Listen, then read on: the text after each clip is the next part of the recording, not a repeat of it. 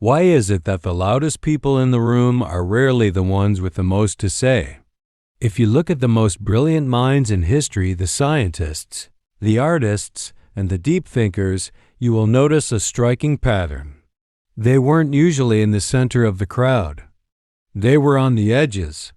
They were the ones who slipped away early from the social gathering, the ones who chose a quiet evening with their own thoughts over a loud night out.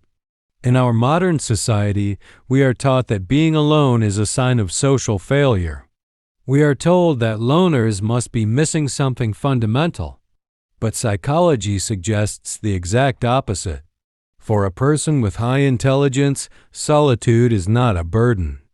It is a choice. It is a luxury. If you have ever felt a deep sense of peace when the world finally goes quiet, if you find that your best ideas come when you are far away from the noise, or if you simply find social interaction more exhausting than rewarding, it is time to stop wondering if something is wrong with you. The first psychological reason smart people prefer being alone is the high cost of social maintenance. Socializing is not free. It requires an immense amount of cognitive energy. You have to monitor your body language. You have to filter your thoughts. You have to navigate the hidden emotions of everyone else in the room. For highly intelligent individuals, this energy is precious. They see the world in high definition. They notice every subtle shift in tone and every logical inconsistency in a conversation.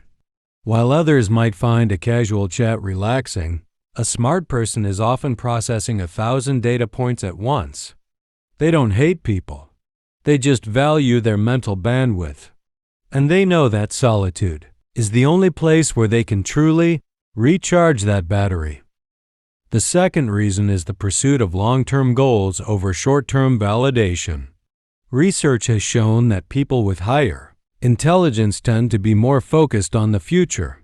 They are often working on complex, long-term visions, whether it's mastering a skill, building a business, or solving a deep personal mystery. Frequent social interaction often clashes with these goals. The evolved brain realizes that spending every night out with friends provides a temporary hit of dopamine, but it doesn't move the needle on their life's work. Smart people are more likely to experience flow, a state of deep immersion where time disappears and productivity spikes. You cannot reach a state of flow in a crowd. You cannot reach it if your phone is constantly buzzing with social invitations. By choosing to be alone, they are protecting their focus. They aren't being antisocial. They are being pro-purpose. The third reason is a different perception of fun. For many, fun is external.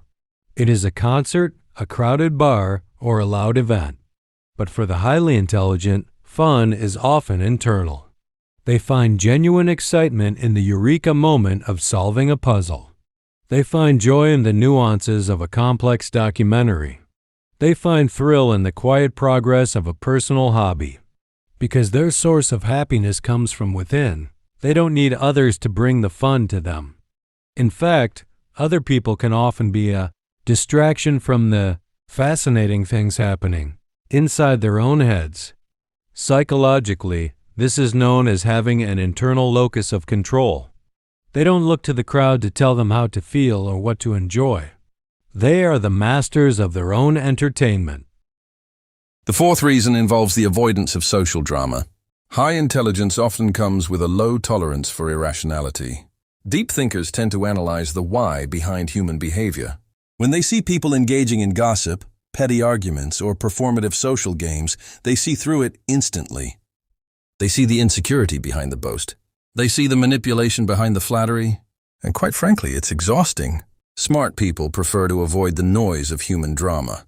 They would rather have no friends than a circle of friends that requires them to navigate constant conflict or superficiality.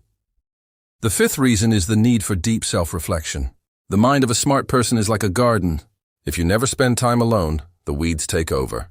Solitude is the time when they process their experiences. It is when they audit their own beliefs. Let's look at a real-life example. Imagine a man named Julian. Julian is a brilliant software engineer who loves music and history. On Friday nights, his colleagues are out at the local pub. Julian is at home, teaching himself to play the piano or reading about the fall of Rome. His co-workers think he is lonely, but Julian feels more alive in those quiet hours than he ever does at a bar. In the quiet, his mind is free to explore. He isn't missing out on their life. He is fully engaged in his own. This reveals a profound truth about human psychology.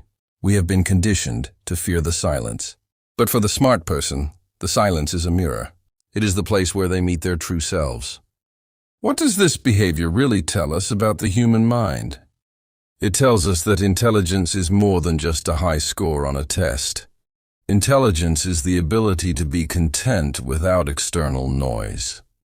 It is the ability to find meaning in the absence of a crowd. We live in a connectivity trap.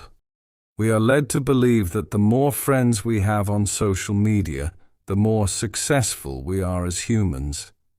But the most resilient people are those who can stand on their own 2 feet. The people who aren't afraid of the dark. If you are someone who prefers being alone, stop apologizing for it. Your solitude is not a prison. It is a fortress.